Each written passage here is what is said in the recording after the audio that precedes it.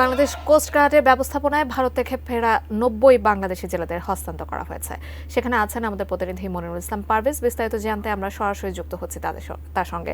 পারভেজ, সেখানকার কি অবস্থা আপনার কাছ থেকে জানতে চাই, এছাড়াও জেলেরা সুস্থ আছে কিনা সে সম্পর্কেও জানতে চাই। আপনাকে আমরা প্রথমে জানিয়ে রাখি যে আজকে সকালবেলা কোস্টগার্ডের এই বেসে নিয়ে আসা হয় এবং কিছুক্ষণ আগে ওনাদেরকে কোস্টগার্ড কিন্তু হস্তান্তর করেছে। অর্থাৎ আমার পেছনে যে জাহাজ দেখতে পাচ্ছেন যে এটি এমবি মেঘনা 5, এই এমবি মেঘনা 5 এবং এর পাশাপাশি আরেকটি জাহাজ রয়েছে, যে দুটো জাহাজকে ওনারা কিছুক্ষণ আগে হস্তান্তর করেছেন। অর্থাৎ এটি ভারতীয় জেলেদের মোট ছয়টি জাহাজ ছিল, সেই 6টি জাহাজকে ভারতীয় জেলেদের 95 জনকে হস্তান্তর করেছে বাংলাদেশ কোস্টগার্ড, এবং ভারতীয় কোস্টগার্ড বাংলাদেশের 90 জন জেলেকে এবং এই দুটি যে ফিশিং বোট দেখতে পাচ্ছেন এদেরকে সহ হস্তান্তর করেছে বাংলাদেশ কোস্টগার্ডের কাছে। কিছুক্ষণ আগে সেটি সম্পন্ন হয়েছে। এখনো অবশ্য বোটটি ছাড়েনি চট্টগ্রাম, এখনো যে কোস্টগার্ড বেস সেই বোটটি অবস্থান করছে এবং আপনারা দেখতে পাচ্ছেন যে সবাই উৎফুল্ল। এখানে যারা বসে সবাই জাহাজের নাবিক এবং এরা কিছুক্ষণ পরেই পরিবারের কাছে ফেরত যাবে। এখানে যে 4 জন আছে, 4 জন হচ্ছে যে মেঘনার,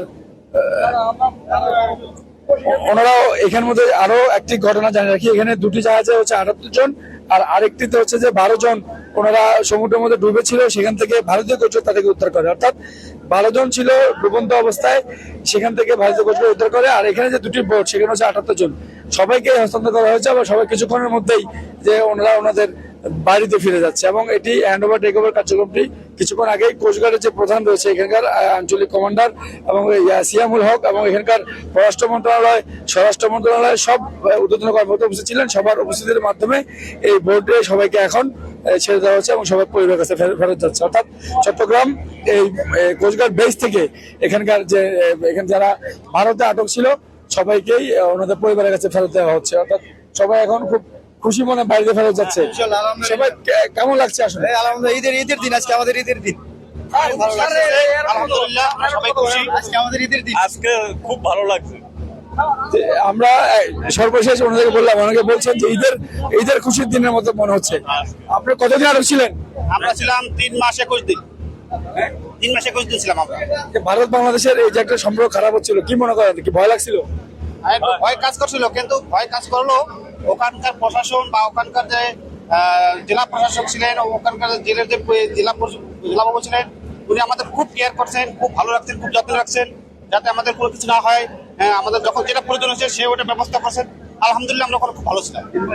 হ্যাঁ, 3 মাস 21 দিন পর এই জেলেরা এখন বাড়ি ফেরত যাচ্ছে। এখানে দুটি যে ফিশিং বোট রয়েছে, দুটি এখন বেস থেকে কিছুক্ষণের মধ্যেই ওনাদের পরিবারের কাছে চলে যাচ্ছে। সবার কেমন লাগছে একটু একযোগে বলেন, জোরে বলেন। জি, সবাই বাড়িতে ফেরত যাচ্ছে এবং এখানকার যে আনন্দ ঘনের মুহূর্ত, সবাই বলছেন যে 3 মাস 21 দিন ওনারা আটক ছিলেন এবং এরপরে এসে এই আজকে অর্থাৎ কিছুক্ষণ আগে ওনারা কোস্টগার্ড বেস যে ক্যাম্প রয়েছে এই ক্যাম্প থেকে ওনারা ওনাদের বাড়িতে ফেরত যাচ্ছেন। তো সর্বোপরি অনেকে পররাষ্ট্র মন্ত্রণালয়কে ধন্যবাদ জানিয়েছেন যে ওনাদের এই যে একটি প্রচেষ্টা। আর অনেকে বলছেন যে যেহেতু ভারত জেলে 6টি জাহাজ আটক ছিল, বাংলাদেশি ফিশিং বোটকে জোর করেই তারা আটক করেছে, তাদের সেই জেলেদের উদ্ধার করা হয়েছে। এই ধরনের কথা আমাদেরকে জানিয়েছেন। তো সব মিলে এই বেস থেকে সবাই ওদের পরিবারের কাছে ফেরত যাচ্ছে।